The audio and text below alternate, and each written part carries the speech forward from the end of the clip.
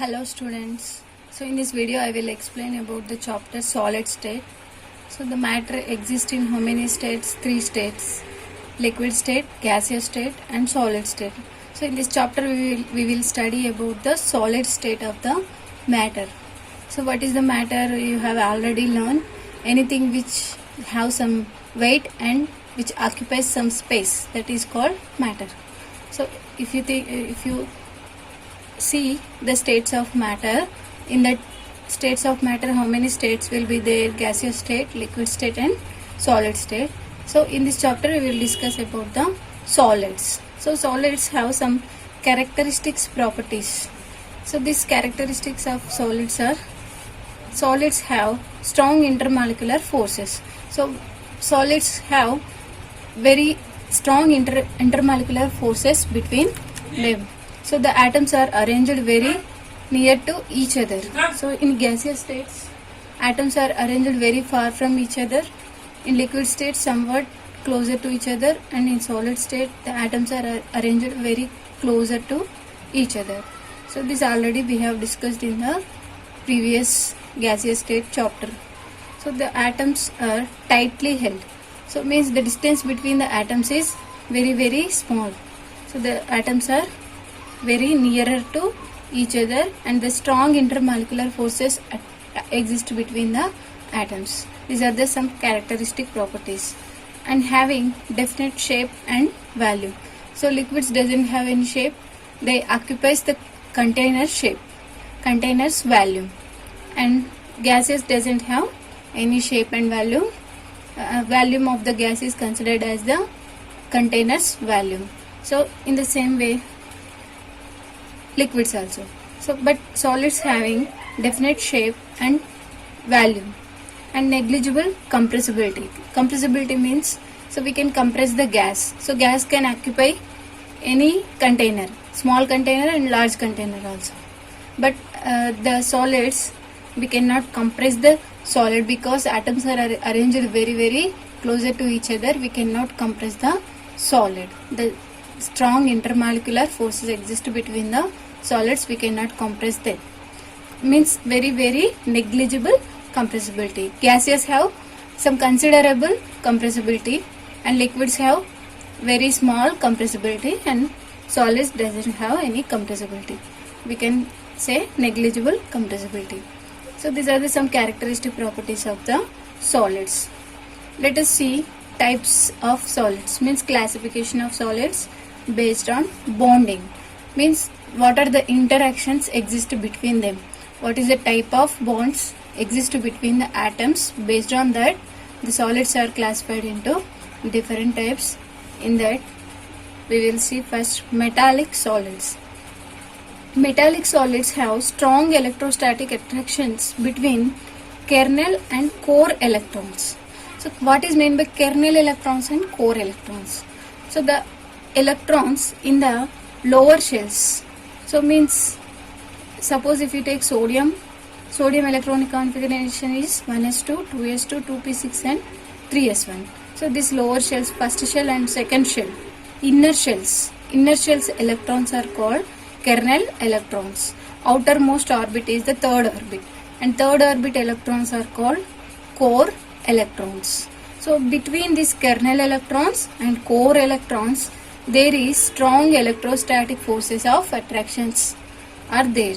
So this is the characteristic property of the metallic solids. So metallic solids are having electrostatic attraction forces between the kernel electrons and core electrons, means outermost electrons.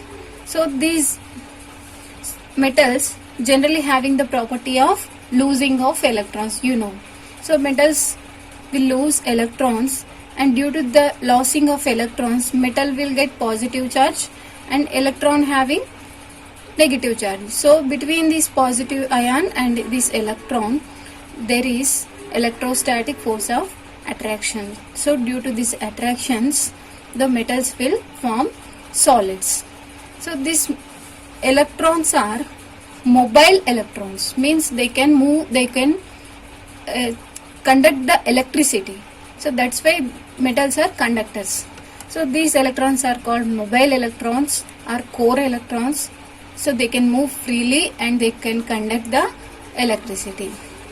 So as these electrons increases, means core electrons, as core electrons increases, the metals will have strong electrostatic forces of attraction. So in metals, as core electrons increases, electrostatic forces of attraction also increases, hence melting point and boiling point also increases. So for example, if you see first A group elements, first A group metals and second A group metals. So second A group metals having higher melting and boiling points. So for example, if you see magnesium, if you compare melting point and boiling point of magnesium and sodium, sodium have only one core electron and magnesium will have two core electrons. So due to that, magnesium will have high melting point because of these two core electrons. So magnesium melting point is very high than the sodium because of higher core electrons. There is more interactions between the metal cations and negative electrons or core electrons. So let us see second type of solids, ionic solids.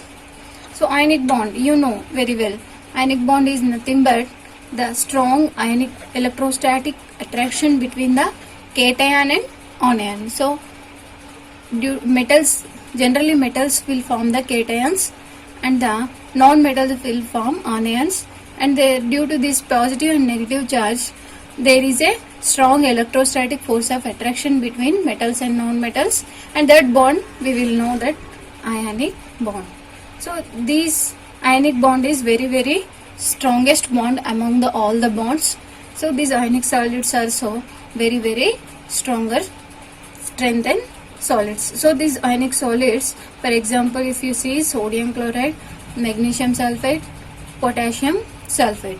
So this NaCl will have Na plus and Cl minus, cation and anion. So due to that cation and anion, there is a strong electrostatic forces of attraction exist between them, and this bond is called ionic bond, and these solids are ionic solids.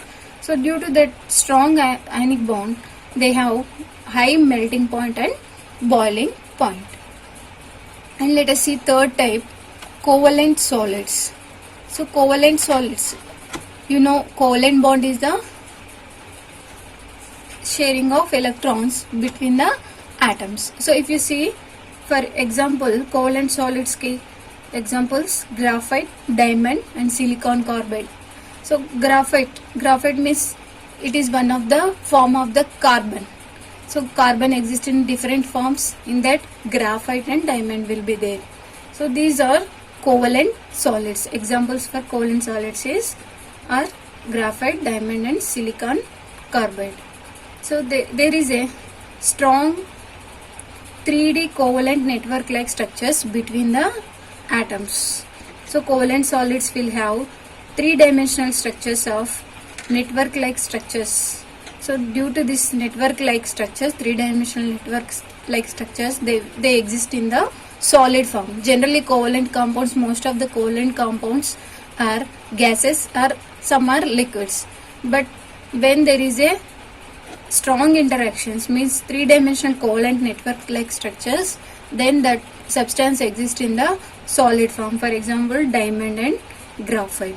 So in this diamond and graphite, the carbon exists as three-dimensional network like covalent bonding. So these covalent solids also having high melting point and boiling point. So for example, diamond will having highest melting point. So this diamond structure will be like this. So the one carbon, it forms the four bonds between another four carbons like tetrahedral structures. So these carbons again form the tetrahedral network like structures. So this also forms tetrahedral. Each carbon will bonds with another four carbons tetrahedrally. So this is the three-dimensional network like structures of diamond. So due to this strong interactions, these solids, these substances exist as solids that are called covalent solids.